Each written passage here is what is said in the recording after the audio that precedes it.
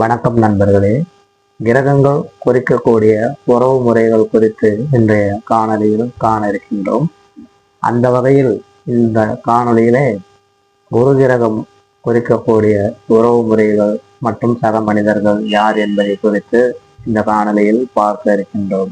அந்த வகையில் குரு கிரகம் என்று எடுத்துக்கொண்டால் நம்முடைய குழந்தைகள் மற்றும் பொதுவாக அனைத்து குழந்தைகளும் குருவின் அம்சத்தை குறிக்கக்கூடியவர்கள் மற்றும் நம்முடைய பெரியப்பா என்பவரும் இந்த குருவின் அம்சத்திற்கு உட்பட்டு வருகின்றார். மேலும் சக மனிதர்கள் என்று எடுத்துக்கொண்டால் நம்முடைய பள்ளி ஆசிரியர்கள், கல்லூரி ஆசிரியர்கள், புரோகிதர்கள், பண்டிதர்கள், அர்ச்சகர்கள், ஜோதிடர்கள், மத தலைவர்கள், மத குருமார்கள், ஆன்மீக தலைவர்கள், ஆன்மீக குருமார்கள், நீதிபதிகள் மற்றும் நமக்கு துன்பம் ஏற்படும் பொழுது நமக்கு அறிவுரை கூறி நல்வழிப்படுத்துபவர்கள், இவர்கள் அனைவரும் குருவின் அம்சத்திற்குள் வரும் மனிதர்களாக இருக்கிறார்கள்.